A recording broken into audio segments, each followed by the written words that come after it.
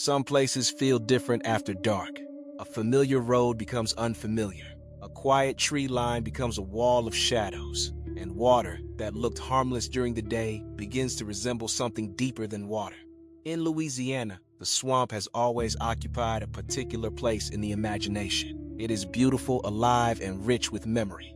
But it can also be disorienting. Paths disappear, sounds travel in strange directions, and the distance between knowing where you are and being completely lost can be shorter than you think.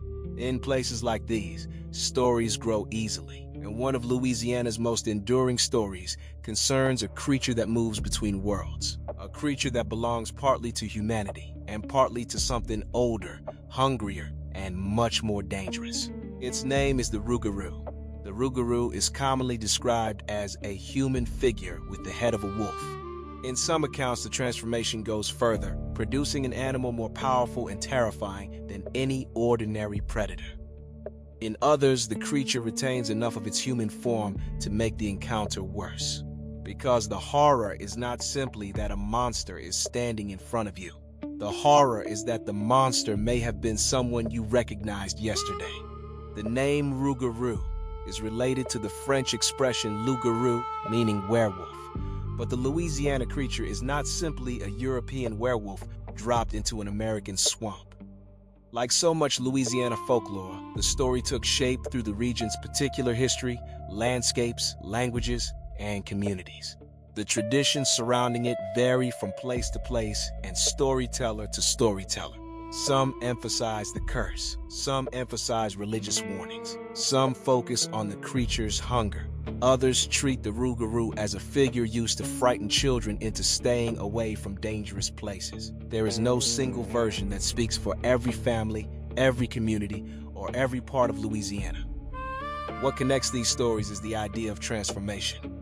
A person crosses a line, something changes, and what returns is no longer entirely human. For generations, people told stories of the Rougarou moving through the bayous after sunset. They described lonely roads, dark woods, and isolated stretches of water where something might be waiting beyond the reach of a porch light. Sometimes the creature was an outsider. Sometimes it was a neighbor living under a curse. And sometimes its identity remained unknown, which may have been the most frightening possibility of all. Because if nobody knows who the Rougarou is, then anybody could be carrying the secret. The swamp makes an ideal home for a creature like this. It is a place of boundaries that refuse to stay where you put them. Land becomes water, water becomes mud. A tree trunk becomes a face when the light hits it the wrong way. Sounds seem close when their source is far away. And a person walking confidently in one direction can discover too late that the landscape has quietly rearranged their sense of distance. The Rougarou belongs to that uncertainty. It is neither fully human nor fully animal, neither entirely natural nor entirely supernatural, neither clearly a stranger nor clearly a member of the community. The creature reflects the place it inhabits. Everything about it exists somewhere in between. In certain versions of the legend, the Rougarou is connected to religious expectations. Some stories warn that a person who repeatedly ignores obligations associated with Lent may eventually become cursed. Other tellings connect the creature to wrongdoing, broken promises, or failure to follow rules the community considers important. These stories do not all agree, but they share a familiar purpose. They turn invisible consequences into a visible monster. Breaking a rule may not cause anything dramatic to happen immediately. Ignoring a warning may appear harmless at first, but folklore has a way of giving consequences teeth. The Rougarou becomes an answer to the question of what happens when someone keeps crossing lines and assumes nothing will come of it. In that sense, the monster serves as a warning.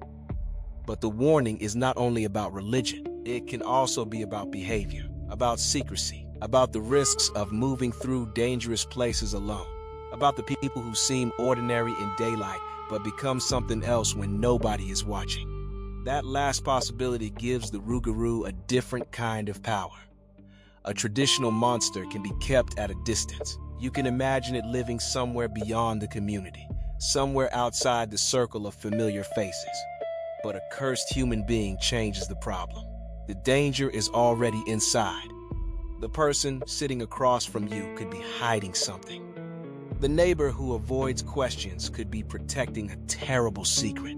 The relative who disappears at night might return before sunrise, exhausted, wounded, or unable to explain where they have been. The Rougarou turns suspicion into folklore. It gives a supernatural shape to the fear that we do not truly know the people around us. And perhaps more disturbingly, it suggests that a person may not fully understand what they are capable of becoming. Some versions of the legend describe the curse as something that can pass from one person to another. The details vary. A bite, blood, an attack, or another form of contact may create a connection between the victim and the creature. In these stories, survival does not necessarily mean escape. The person who lives through the encounter may carry the danger home. That changes the meaning of the monster. The Rougarou is no longer just a threat waiting in the woods. It becomes a condition, a burden, something that spreads through contact and secrecy. The victim becomes the next link in a chain, and the distinction between the hunter and the hunted begins to disappear. There is a powerful human truth buried inside that idea. People inherit things they did not choose. Fear, anger, shame. Patterns of behavior passed from one generation to the next. A person can suffer at the hands of someone else and later discover that the experience changed them in ways they never expected. Folklore expresses this through the language of a curse, but the emotional meaning is easy to recognize. Something happened to you.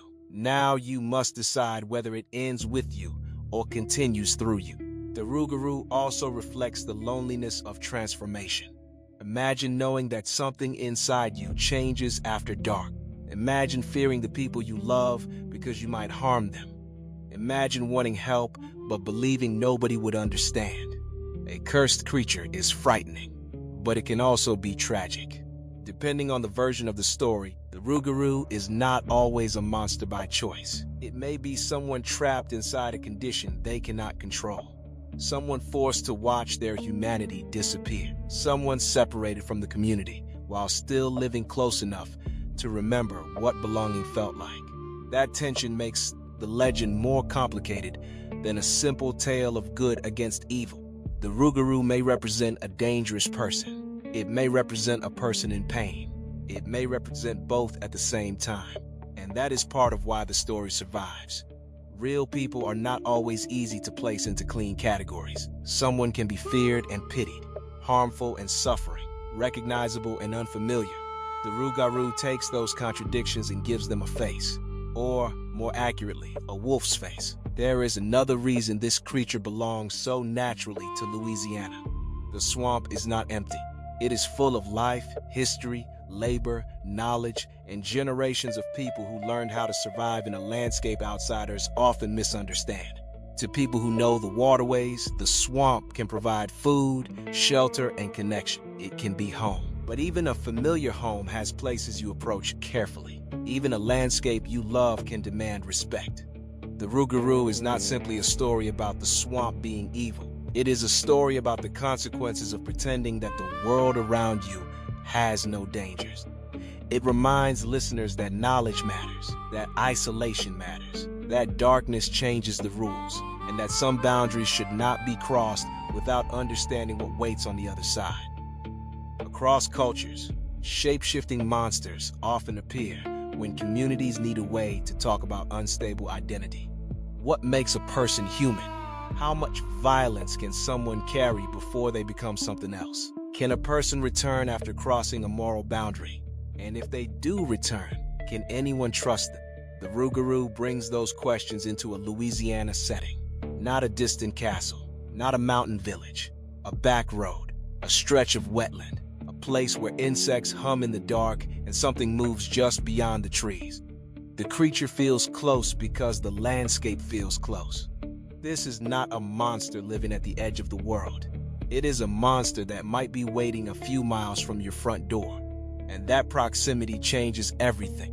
Because the Rougarou is not only about the fear of being hunted, it is about the fear of becoming unrecognizable. It is about the fear that a hidden part of a person might eventually take control. It is about the things a community refuses to discuss until they become impossible to ignore. And it is about the possibility that the wilderness is not limited to the world outside us. Maybe that is why the legend still has power. Not because everyone believes a wolf-headed figure is moving through the Louisiana swamp, but because people understand transformation. They understand what it means to watch someone change. They understand secrecy. They understand violence. They understand the uneasy feeling that something familiar has become dangerous. And they understand that some journeys do not end when a person comes home. So imagine a road disappearing into the dark. Imagine the water on both sides, black and perfectly still. Imagine a sound coming from somewhere beyond the trees. At first, it resembles an animal. Then, for just a moment, it sounds almost human. You tell yourself it is nothing. You keep walking, but the sound follows. And somewhere between the road and the water, between the shadows and the moonlight, you begin to wonder whether the real danger is what is waiting in the swamp, or what might be waiting inside the person walking into it. That is the Rougarou, Louisiana's creature of the boundary, the monster between human and animal, between warning and curse, between the person you were and the thing you might become.